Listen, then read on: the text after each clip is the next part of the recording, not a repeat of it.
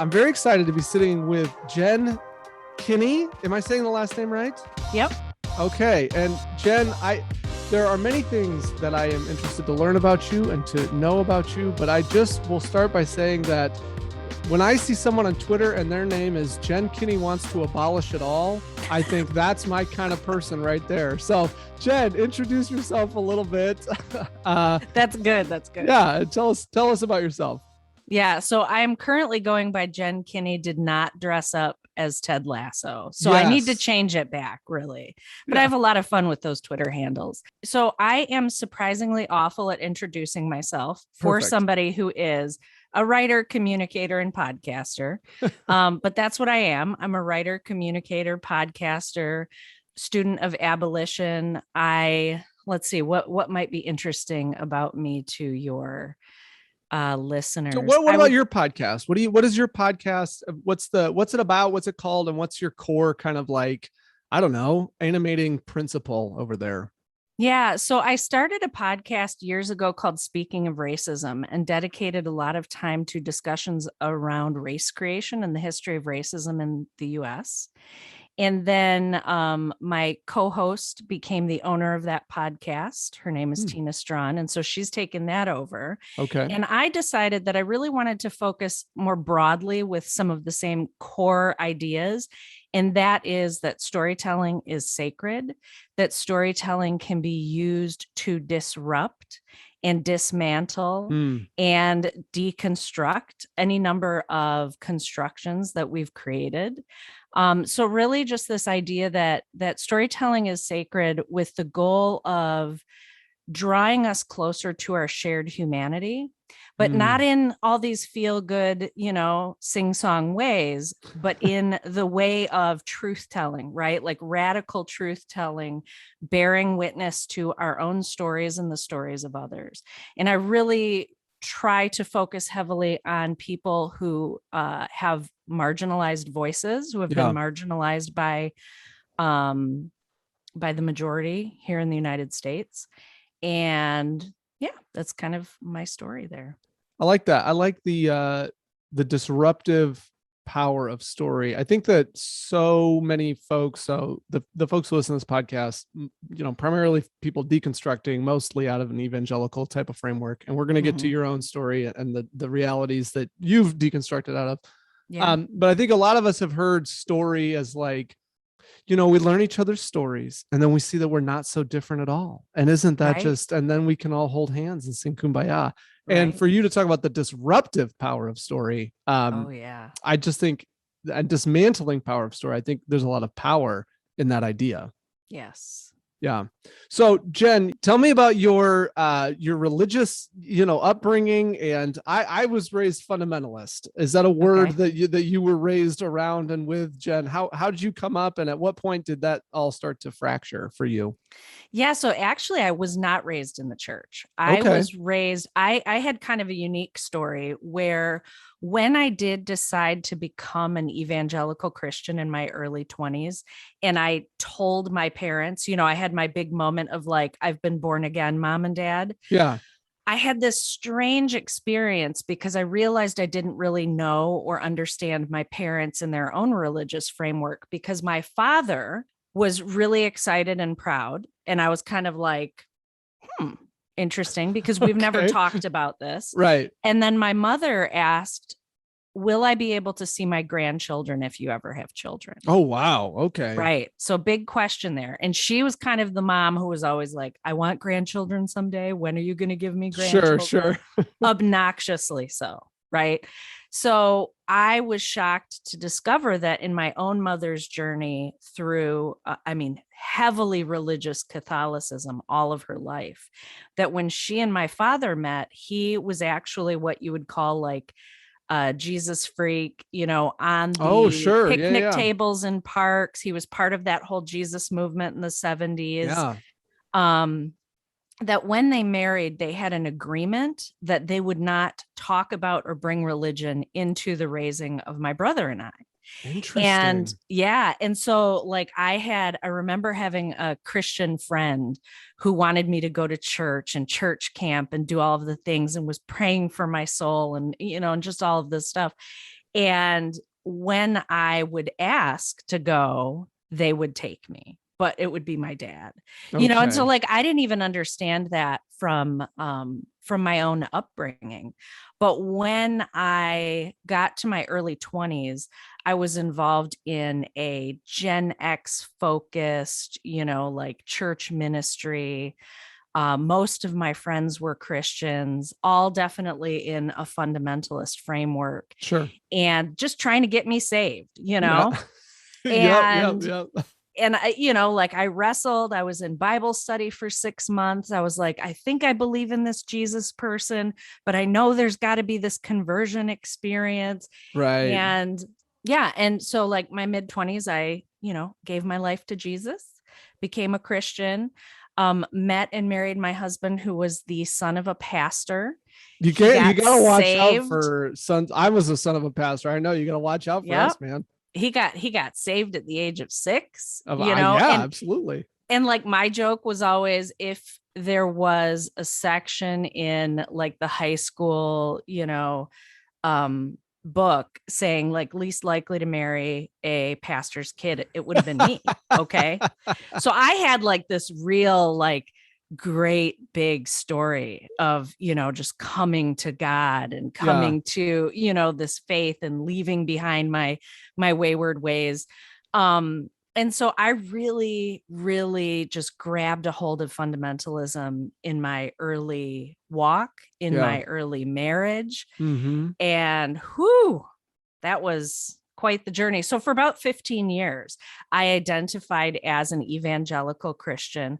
And more so now, the language that I use is fundamentalist. I was Sure. definitely like the flat Bible reader, Mm-hmm. kind of probably a little bit young earth creationist, also realizing I came to my faith later in life. So Sure. there was a lot that I had to learn still. Right. I think that's the distinction between evangelical and fundamentalist meant something maybe in like the 90s, but I don't think it means anything anymore. I think that all self-identified evangelicals are fundamentalists at this point. And I think that the fundamentalists are it's such a small group and such a cloistered group that they don't even talk to anybody but themselves. It's almost like they're not entities in our culture in some way. It's like small little cults, you know what I'm saying? Right. But the biblical interpretation of fundamentalism is the norm within evangelicalism. So really, what's the no denim skirts? I guess I look at Yeah. Bethel, for example, in California, and that's a fundamentalist church in my mind, because all of the cultural kind of things that come along with fundamentalism are at play in that kind of a space.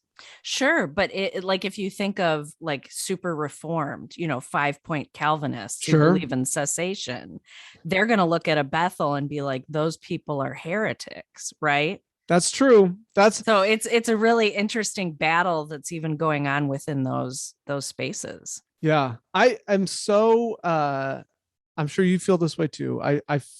Especially when I see like the evangelical, SBC, wars bubble up on Twitter. I like to sit on the outside now as someone who does not call themselves evangelical at all. I'd be like, I don't get worried about this. Like I can like laugh at it and I can know about it, but like it doesn't get my blood pumping. It does not get my blood boiling anymore, because I just don't feel like that's not my family. You know what I mean? Right. Right. Yeah. Yeah. And so to your question about like, when did it all sort of deconstruct? Yeah. It's an interesting thing to look back on and think about, because my path to deconstruction took an even more almost cultish fundamentalist like turn of events to Interesting. kind of break me out of the we were the people who went to church every Sunday. My husband played on worship. I ran the coffee team. We were always involved, Yeah. always tithing, part of that like small 10% core of people. And we did our good Christian churchly duties for a really Right. long Right. time. And something kind of shifted for us. We've lived abroad a couple of times in Shanghai, China. Okay. And on our first visit there, we connected with the church and just met an amazing community of people. And our small groups really were like our lifeline. Those Sure. were our groups that we met with all the time and built relationships with and friendships with.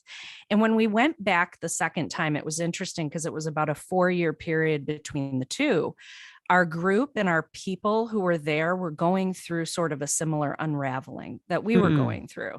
And one of the things that we really began to question was the way that the church was designed and built, and asking if that's really what the Bible, as we were reading it and understood it, was advocating for. Okay. And we were just starting to experience a dissonance between like what we're seeing in Acts and what we were experiencing in what I came to call the Big C. And so initially, when we left the church, the Big C, we left going almost off the cliff a bit in like this really cultish, Interesting. super charismatic group of people who believed in like street healings and, and doing those things. But as we broke away from that, it was so interesting because we would chuckle looking back, like, I can't believe we kind of like went this route. And it's taken us to where we are today, where like I resonate most with like Anabaptists, and like all the people that I thought at one point were like going to hell when I believed in an actual literal physical hell and damnation and PSA and all of that. Like, I'm like, oh, those are the people who are like out there. And now I'm like, those are my people. Right. So that's a little, that's the nutshell of really like a process we've been in for like the last 8 or 9 years. I love that you're talking about a process that's 8 or 9 years long, because I think there's such a feeling of almost like if I break into this deconstruction journey, and if I can't get to a place of resolution within myself about what I believe now, then I've failed, then I'm broken, or then I've failed or something like that. And I think what's extraordinary is when you're in a deconstruction journey, it's almost like you don't have to land on what you believe now. It's like you can evolve into all of these different stages that have to do with where you are, who you're around, the life that you're living. Is that how you've experienced it? Is just moving from like place to place to place along the garden path, as it were? Yeah. And it's really interesting because deconstruction is like the sexy term. Deconstruction, decolonization, like these are the words for the last year, 2 years. And for me, I've referred to my journey as deconstruction, but I am also aware that within academic spaces, I may not even be using that like word in its philosophical nature properly. And I'm okay with that because I'm not trying to ultimately define anything.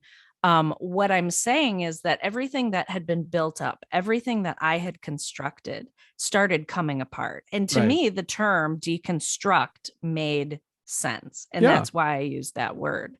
But I didn't read the books. I didn't listen to the podcast. I wasn't into the liturgists. I didn't read any Rob Bell.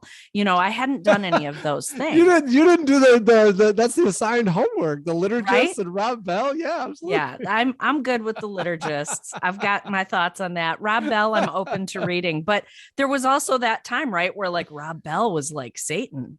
Right. Farewell, farewell, Rob Bell. Yeah, it's all over now. Right. And so really it's truly been like just this experience that I've been having with in the context of my family. My husband and I have been on this journey in just pursuing and learning about theology and the differences in different theologies. And it's been so humbling because coming from a place where I was a flat Bible reader, right, I now sit with tremendous humility to imagine that there was this time where I felt that I had this unedited, unaltered word of God sitting in my lap. Yeah. Right. Even though it had been translated into a language from a foreign language and context. Like I didn't have an appreciation for historical arc and context for a Sure. very long time. But I did believe that there were truths and things that you could uncover and learn about. And so through that process, that's where I started to go, okay, wait a second. And wait, is like hell isn't really in the Bible, and like you Sure. start to learn these different things from all of these heretics, those deemed heretics. And sign me up. The But heretics yeah. can be very helpful. You know what I'm saying? To try Oh, I to mean, I'm all of these are cultural I love reading history and theology side by side and seeing yes. where the history of the church and the history, more importantly, of the culture that the church found itself in Yes. became like the influencing factor in interpretive frameworks. Because then it all of a sudden it opens you up to this reality, like, I am not reading this in the way that I was told I was reading it, this pure, unadulterated. Well, I'm reading this through all sorts of lenses, and not even just my 21st century lenses. I'm reading this through every lens since Constantine. You know what I'm saying? And the patriarchy and the colonialism, like you're saying. It's a heavy thing, though. I mean, it's a heavy thing, and I see why people don't want to do it. I see why people don't want to go on the journey. Um, I am an Enneagram 8. I think I heard you say you're an Enneagram 8 on a Oh podcast. yeah, of course we have podcasts. Right, Come on. exactly. And so for people like us, we're like, if the truth is out there, I want to go get it. But Right. for a lot of people, they just want to be happy. And I can be a lot happier if I'm not, living in the reality that everything my parents taught me might have been a lie. It's Like, so true. It's so true. And I really grapple with that. But I think that there's something to be said for, regardless of where you are on the Enneagram, being open to the truth. yeah. And maybe that's the most 8 thing I could say, right? But like, I was thinking about this in terms of even the conversation nationally around the boogeyman CRT, critical race theory, Right. and all of this, right? And I'm just thinking, like, people who are white have such a difficult time sitting in the discomfort of truth. Why is that? Like, Yeah. like what my ancestors did or what happened at the beginning of this nation was horrible. I can sit with that. Right. I can deal with that. I want to know, like, I had cancer when I was 18. I didn't want a doctor to be like, you know what? We don't need to tell you about that. That's unpleasant. Yeah, you have a tumor growing out of your rib cage, but it's okay. It's fine. I don't see tumors. I just see the human. I just, like whatever nonsense we apply to avoiding dealing with reality, I think that it does us such a disservice. Yeah. Because if we can just sit with like, hey, we're human beings make mistakes. There will be errors. We are not perfect. Just because this one thing is really, really dark and evil and horrible Right. doesn't mean there can't be redemption found. And so what is it in people that make them just worship comfort over truth, right? Mm. And that's something that I really try to think about when I'm not enraged with them all. In those moments, in the valleys between the rage mountains. Yeah, right? I understand. Right? I understand. I'm struck by this question. You're someone who came to the faith in your 20s, and then left the faith that you came into, but have maintained, if this is fair to say, a faith in Jesus, a faith in God. Mm-hmm. Yeah. A lot of folks, I think, are in churches, right? The word deconstruction is a bugaboo because people think it's an inevitable slide toward atheism, right? And I like to say, there are deconstruction journeys that end in atheism. I honestly understand those journeys. Yep. It's like I can't. You know what I'm saying? I can't. And so what holds you? What holds you, Jen, as somebody who didn't even come from this from birth, right? Like your most formative years weren't this, and then you left the version of it that you actually converted into. What holds you? What holds you? There are a couple of things that come to mind, and one of those is I think my deconstruction, when I did and how I did, has held me, because what I was able to do was discern what is culture and what is truth, right? And like, I'm using the term truth to sort of talk about the story of Jesus and sure, even looking at, and I know this gets into some sticky territory, but even looking at scripture from a lens of this is a historical document written by these people in this time, and it's going to be different from book to book and area to area, but being able to look at it through that lens, you can then accept that, well, yeah, this doesn't line up with this, because I'm not reading this straight, flat reading of God penned the Bible from beginning to end and it is inerrant, right? Like that. You don't have to do as much like negotiating the discrepancies in the text, right? You drop like this idea of like God taking over people's bodies and like writing through them like robots. Yeah, for sure. Yeah. So in an interesting way, that did that for me. Being able also to realize that even though I became a Christian in my early 20s, I had adopted patriarchy long before that. Yeah. When I tell this story and it makes me cringe less every time, but it's worth noting. I remember telling one of my best friends at the time, who is now a pastor of a church with her husband and stuff. I said to her when I'd met my husband, I said, now he is somebody I could submit to. There you go. I thought I was a feminist. Okay, I just want to be funny when you said that. Okay, I thought I was a total feminist. I had no idea. But what where did I get that idea from? Right? Like, I really wasn't in the church too long. Sure. Yes, I had Christian friends, but I realized that there was such a culture, and that culture was so interwoven with my idea of what the church was and what it meant to be like a person of faith.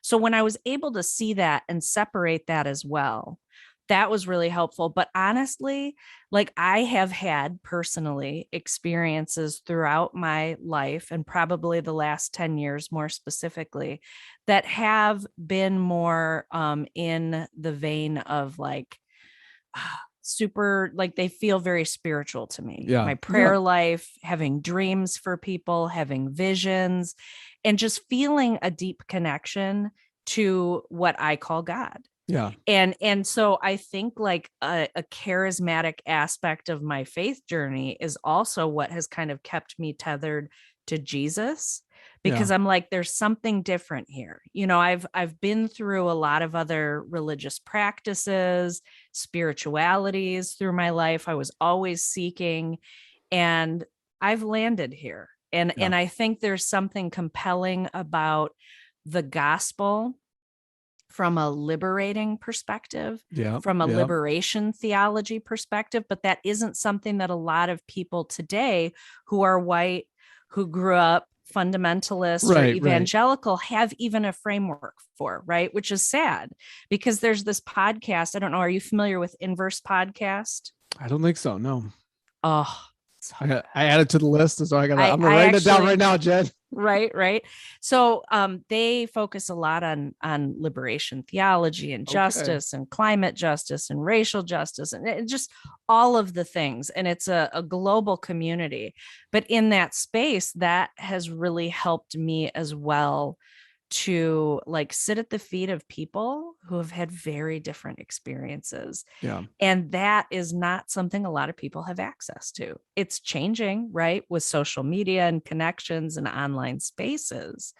And I want more of that for people to be able to sit in that and see that there is, should they choose to, you know, follow Jesus, like there is a liberating, all-encompassing, wide open space that people can experience in that. But that's not what we're seeing in general right now. I love telling this story. I might have told it before on this podcast, so I apologize. But I was pastoring at a church, very, very conservative church. It was more conservative than I was, but I knew the guy who led it. We met in seminary and loved him, trusted him completely. And so we're pastoring. And we started preaching through the Old Testament. We went through the minor prophets. And now the minor prophets, I mean, that's a lot of oppression, a lot of, God stands with the poor, a lot of, that CRT nonsense. You can get a lot of that out of the, out of the minor prophets. And somebody came to Jeff. Oh, I just outed him. Jeff is his name. And they said, you're using the words of liberation theology. And he was like, okay.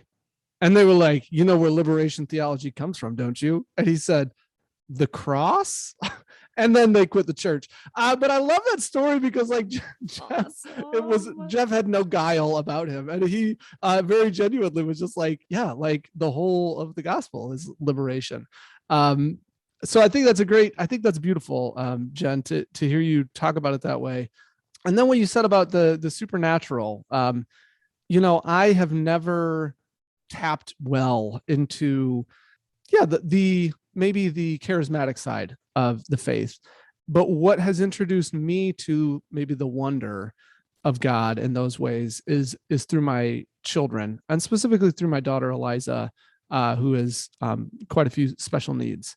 And in her, I see God, and I'm introduced to a version of God that is not about theology, and that is not about getting the answers right. And it's not about any of the modernist Enlightenment tendencies that I've been raised with. And that's, if somebody were to ask me what holds me, I would have to say probably is my kids. So not that anybody did. So now I'll stop talking, Jen, and get to the next thing. You're talking about sitting at the feet of people and learning. You use the term for yourself, abolitionist. And I just want to know tell me what's a modern abolitionist? What's the modern abolition movement? How do you come about calling yourself? I feel like I don't think I'm enough of an ally to call myself an abolitionist. I'm not even going to try. But what does that mean exactly? So because, you get so many words and spaces within bylines and stuff, right? Like you come up with certain words. So I hesitate to use the term abolitionist. Okay. But it does the job. We can call you abolitionist in training. Yeah. I am a student of abolition. And so I'm quite clear about that when I have conversations with people. And so, and actually Melissa Florer-Bixler has taught me a lot in, the last several years. So for me, I would say that my passion, like one of my deep passions, what I would even say God-given passion, is the abolishing of the death penalty. Okay. That has always been a passion of mine. It's something that I've advocated for since I was in my early 20s. And so within that space, I started to learn more about what is abolition beyond abolishing the death penalty. Okay. And what does that look like? Because this is getting into some very scary, radical sounding territory, right? Okay. Because what we're talking about is an ethic that embodies like the abolition of the justice system as we understand it and practice it today. Yeah. That's radical. Talking about eventually abolishing the police in the way that the police exist within the United States. And hot tip, the way we exist in the United States in policing is not the way that everybody exists, right? Like it's not the only way of policing. So policing, prison, the carceral system in general, but where it begins, and this is something that Melissa Florer-Bixler has really challenged me on, is it begins in our homes. And that's so true of everything, right? Like in the work that I've done to learn how to walk in an anti-racist way, I have had to start within myself and within my home. Because if I'm not doing deep work inside, and if I'm not experiencing and the people who know me the most aren't experiencing that, then what is it worth? Sure. Right? Yeah. It's empty. So with regard to abolition, even with the way that like I am a very, very, I'm not going to say I am, but I have been a very like penalizing parent. Like that's my style. You get out of line, you're grounded. Yep. You do something bad, it's done. Like all of these things. That's what was modeled to me. That's what's modeled in the world around me. That's how I treat my own body with even like food or things I enjoy. We get into punishing ourselves. And there's so much depth to that, right? Theologically, we could get into penal substitutionary atonement, right? Like we could get into all of those things. But for me, abolition is about reimagining a new way that really, I think, is one of the most ethically Christ-centered and focused ways that we could approach justice in our Mm, communities. It is radical, it is life-giving, it is sacrificial. My kids go to a school where they practice restorative justice wow. practices. And Wow. so that has been interesting and beautiful and hard, Yeah. because I have my kids in a school where they witness sometimes violent fights, and those kids stay. They stay Mm, in school. They're not kicked out. Whereas in right. other schools, it's like you hug somebody and that's strike one, 3 strikes, you're out. Right. and Right. and and so just being a part of a community also that is reimagining and committing to things like not calling the police as a first step Right. in a situation, right? Like working on what does it look like to pursue a restorative justice model within our families, within our marriages, our relationships, our neighborhoods, Yeah. schools, and then having it grow beyond that. Um, so abolition is really something that I have been learning a lot about. And Miriam Kaba's book, We Do This Till We Free Us, was the first book that really helped me to gain a greater understanding of what can abolition really look like in practice. Sure. And it was such an expansive experience. It expanded my imagination. And that's where storytelling comes in, right? Yeah. It has the power to expand our imagination for more. And until our imaginations are expanded for more, we don't know what we don't know. And we can't do what we don't know. And we can't be a part of reimagining a new world and a better world and a more just world if we don't have the imagination for it. Do you think that we make a mistake sometimes? This is the royal we. I heard Barack Obama saying he doesn't like the slogan defund the police. He says it's a bad slogan because it immediately turns people off to what you're trying to do. Do you think that we sloganize things, abolish ICE, abolish the police, defund the police?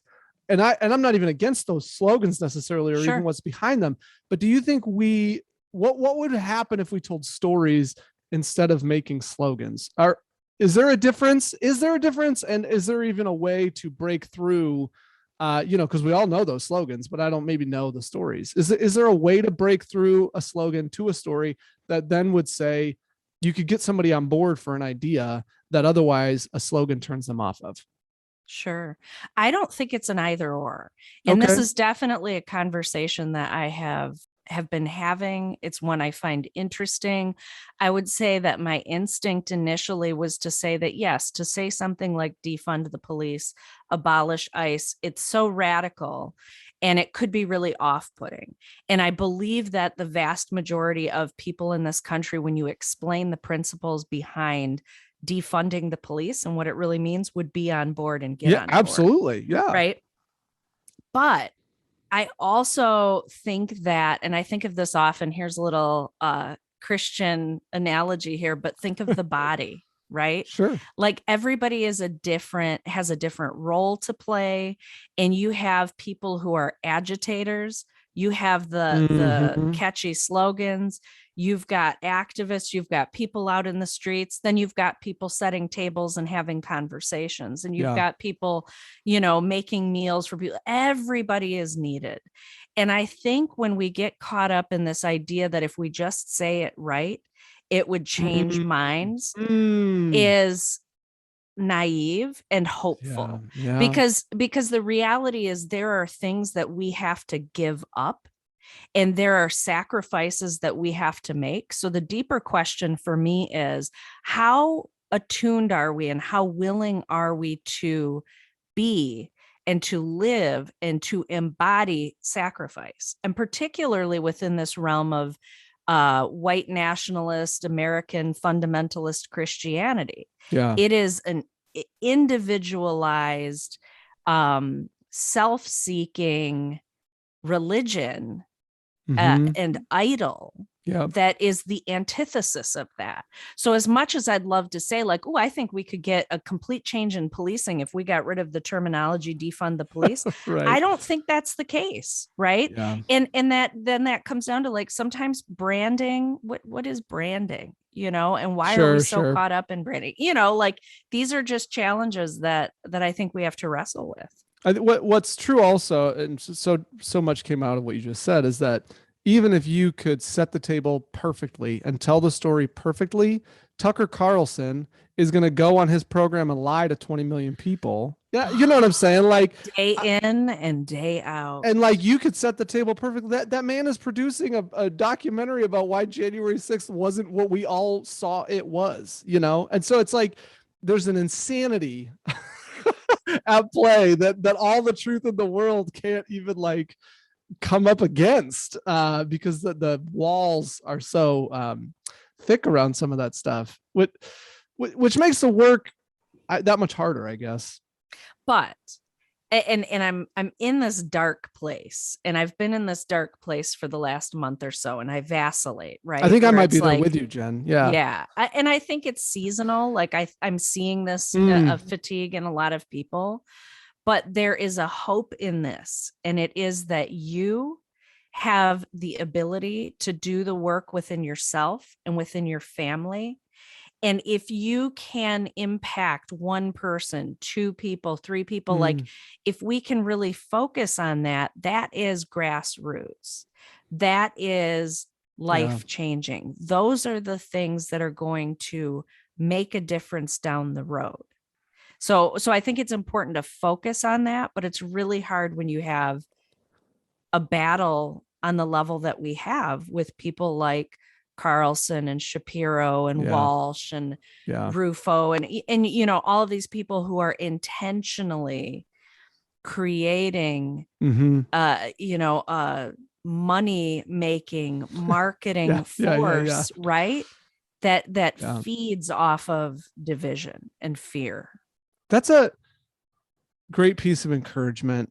To me, Jen, and I hope anybody listening, if you didn't hear that, press that backwards 30 seconds button on that, because there's something biblical about it too. You dropped a little Christian bomb earlier. I'll drop one now. There's, I do love the Minor Prophets. We preached through them at that church and I still love them to this day.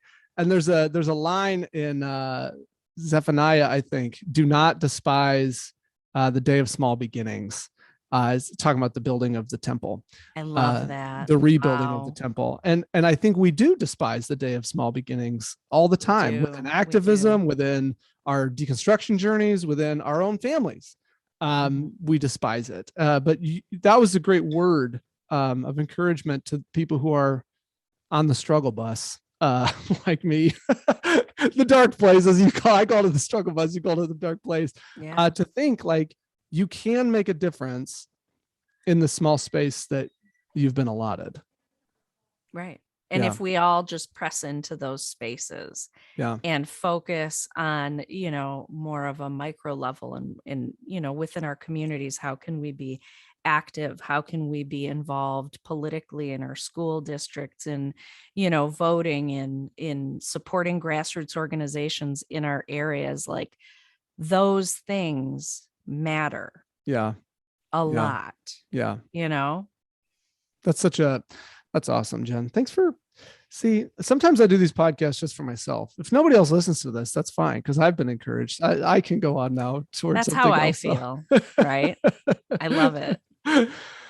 So Jen, you have can we talk about your family for a minute? Sometimes people don't like that. You how many kids you got? How old are they? I have two 11-year-olds, so I have twins. Okay.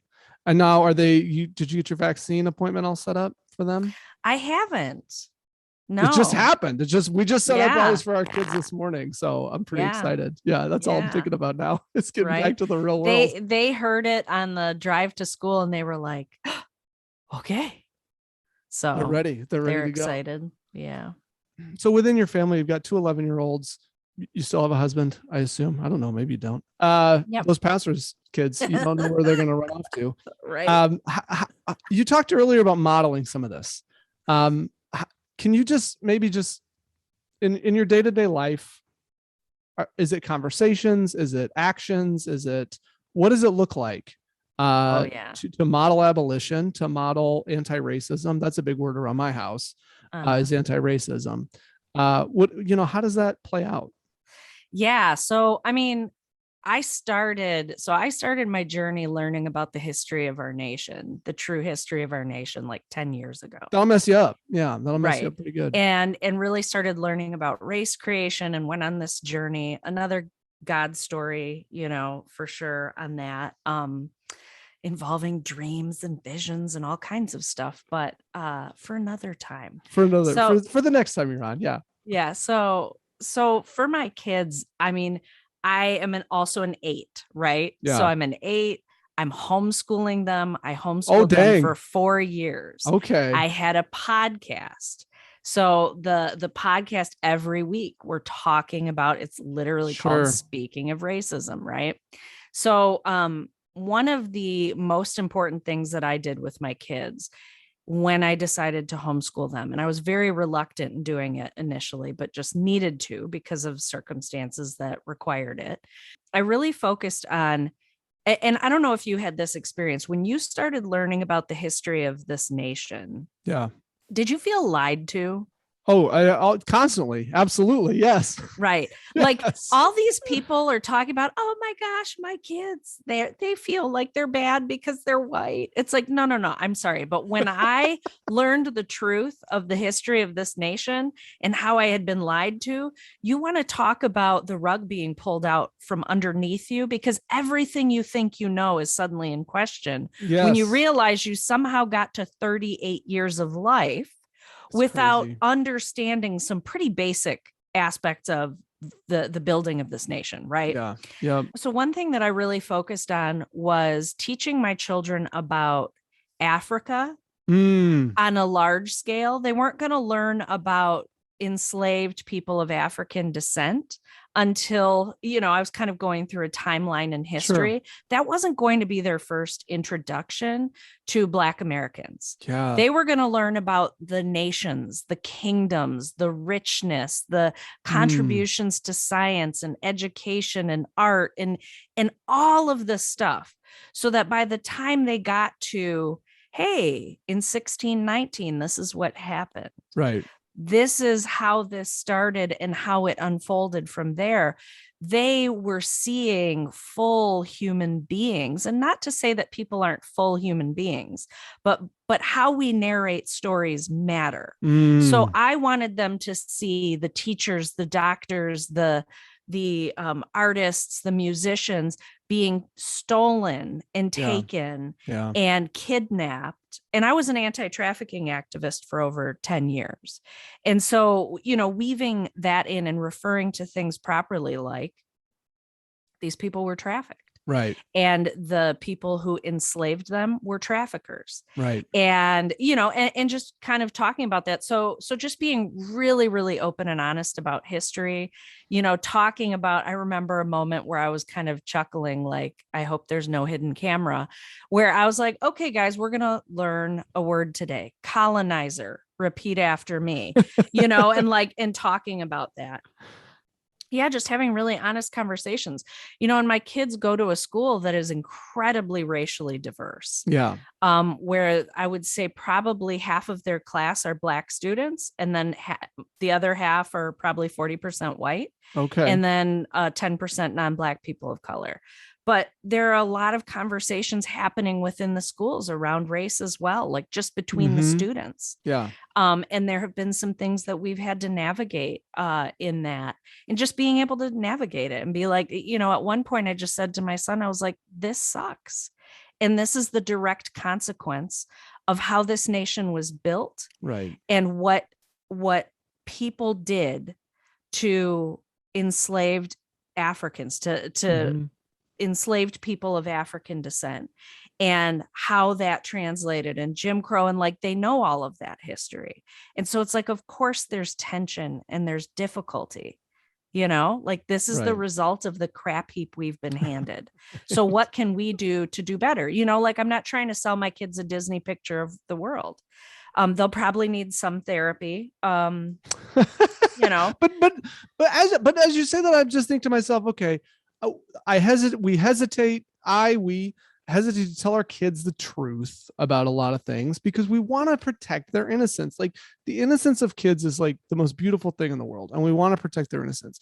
But as they get older, especially, they are making connections about the world, whether we like it or not, and they are engaging with the world in ways that they are realizing there are haves and have-nots. There are people who live this way and there are people who live that way. And they are going to, by their nature, make connections and even value judgments on some of those differences.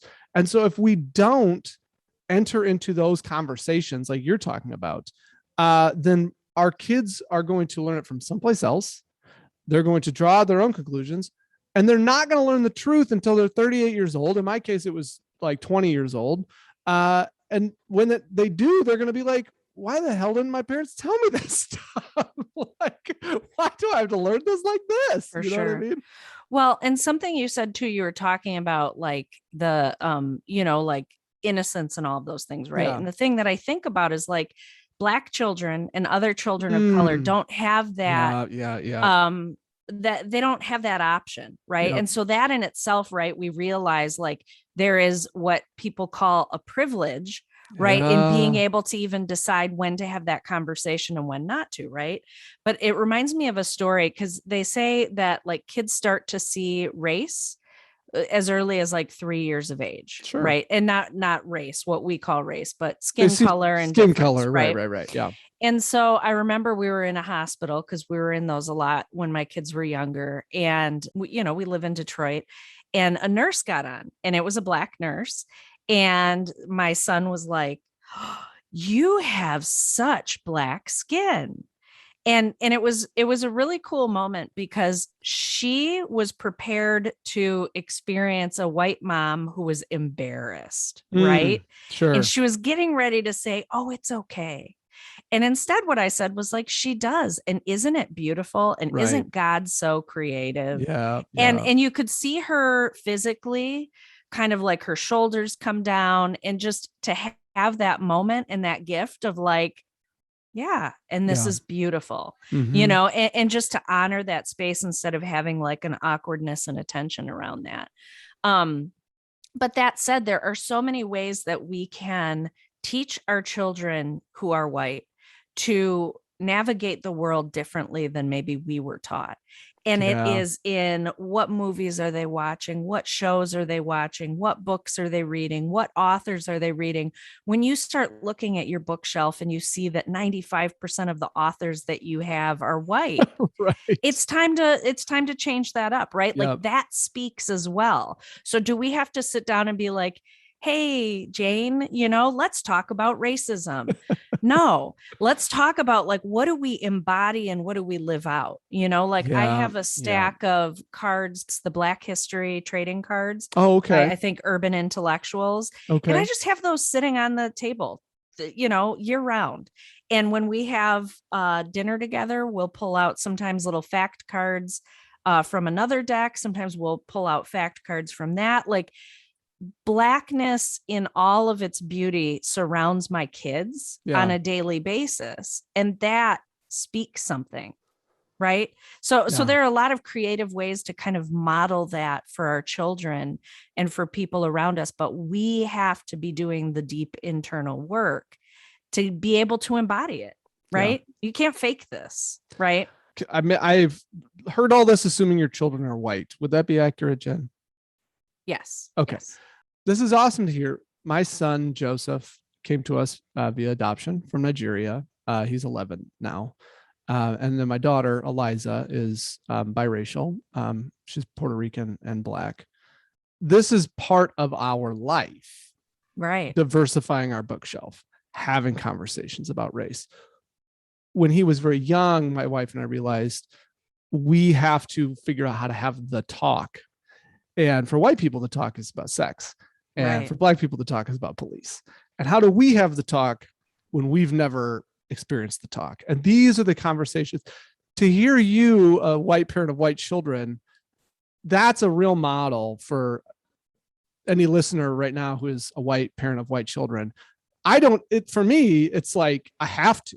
And I'd love to say that I would if I didn't have to, but I don't even know if I don't know. Joseph is my oldest child, like he was my first. And so we have two others, biologically, but this is just part of our lives. And for a lot of white people, they think this is not part of my life, and they're not aware enough to make it intentionally part of their life. And that's, I think, a lot of the problem. That's why the white church is the way that it is because it's full of white people who've never done any racial work, who are now equating the new civil rights movement with left-wing politics. And they know left-wing politics are bad because, God help us, James Dobson told us that a long time ago. It's a mess, right? But right. I'm encouraged by what you said. And it's a challenge, I think, to our listeners to consider their own lives and their own bookshelves and their own dinner conversations. It doesn't have to be heavy-handed, but it should become normal for us, I think. Yeah, absolutely. So Jen, do you live in Detroit? Oh yeah. I love Detroit. It is a bubble, and I have learned that and realized that. Okay. People mask, sure.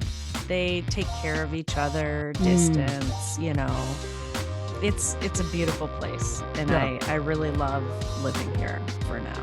That's awesome. That's very cool. Well, Jen, thanks for hanging out and having this conversation today. Is there any place specific that people can go find you? You tweet a lot. Tell us your handle. If there's other socials or a website or something, if people are like, man, I want to know more from Jen Kinney. Yeah, so on Twitter and Instagram, it's I am Jen Kinney. On Instagram, Story Power Podcast. Those are some straightforward places to find me. Very cool. Very cool. Well, I would encourage everybody to go do that. Thanks for your time. Yeah, thanks for having me.